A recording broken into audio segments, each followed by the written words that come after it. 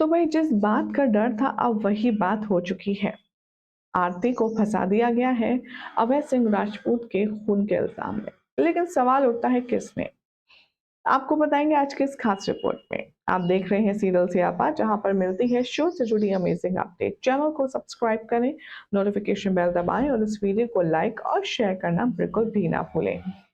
आरती अंजलि अवस्थी के ongoing track में देख रहे हैं आप कि किस तरह शादी का सीक्वेंस चल रहा है अंजलि का और अभय का, जहां हर कोई बार बार यही सोचने पर और बोलने पर मजबूर है कि अंजलि और आरती की बीच में जो भी मनमुटाव है उसके बाद में ये लोग कैसे एक दूसरे के साथ में शादी के फैसले तक पहुंच गए। तो आने वाले ट्रैक में अब आप देखेंगे कि कैसे कहानी में एक और नया मोड़ आएगा, जहां सिर्फ एक डील के बतौर इस शादी करने से राजी हुई है अंजलि। तो अब अभय सिंह को ये बात क्लियर क्लियर कर चुकी है वो, कि जो भी कुछ हो रहा है वो सिर्फ एक बिजनेस डील समझिए। यहाँ पर प्यार, इमोशन, शादी जैसी कुछ चीज नहीं होगी। अब वह अंजलि की हर एक शर्त को लेकर के चलने के लिए राजी है, लेकिन यहीं पर आएगा कहानी में जबरदस्त ट्विस्ट। शादी वाले दिन जब अभय और अंजलि शादी के मंडप में बैठे होंगे, तब अंजलि को देख कर के गुस्से में आ जाएगी आरती और वो अभय राजपूत के ऊपर गन तान देगी। वो कहेगी कि मैं कभी भी अपने पापा की जगह किसी और को नहीं दे सकती।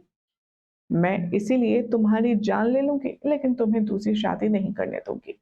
ये कहते हुए आरती गन पॉइंट करती है अभय सिंह राजपूत और अंजलि की तरफ, लेकिन गोली वो चलाती नहीं। पीछे गिन्नी राजपूत खड़ी होती है और गोली उसकी बंदूक से भी नहीं चलती। तो सवाल अब ये है कि ना तो गिन्नी और ना ही आरती ने गोली चलाई, तो आखिर अभय सिंह राजपूत को गोली किसने मारी। आने वाले ट्रैक में अब आप देखेंगे कि पुलिस स्टेशन में सारा जमघट लगा होगा, जहां पर हर कोई यही डिस्कस कर रहा होगा कि किसने गोली कहां से कैसे चलाई और अभय की मौत हुई। तो अब आरती चीख चीख कर कहेगी एसीपी से कि मैंने कुछ नहीं किया, मैंने गोली दिखाई थी लेकिन चलाई नहीं, क्योंकि मैंने बंदूक चलाई ही नहीं। आप मेरी बात का विश्वास कीजिए, यकीन कीजिए। ये सुनकर के अब यहाँ पीछे से एक आवाज आती है, तुम सही कह रही हो, गोली तुमने चलाई नहीं बल्कि तुम्हें तो फंसाया गया है।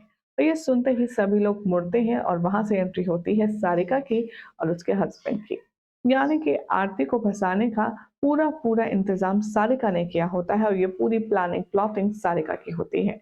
अब यहाँ कैसे अंजलि इस बात को प्रूफ करेगी कि उसकी बेटी ने किसी का खून नहीं किया है।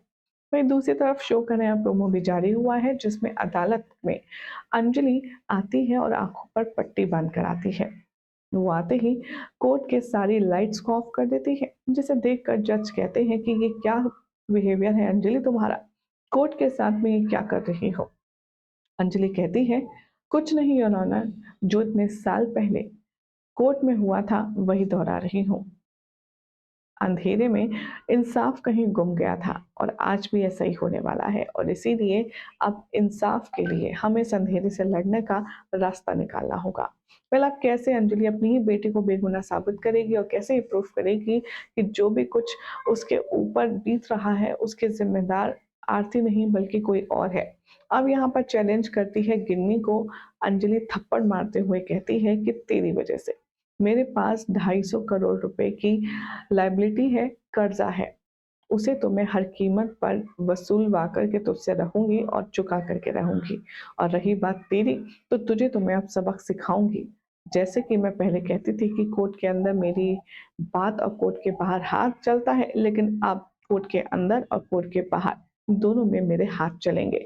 और वो जोरदार तमाचा गिन्नी को जड़ देती है। मतलब क्या होगा देखना होगा, काफी इंटरेस्टिंग। फिलहाल तो चैनल सब्सक्राइब कीजिए, नोटिफिकेशन बेल दबाएं और इस वीडियो को लाइक और शेयर करना ना भूलें।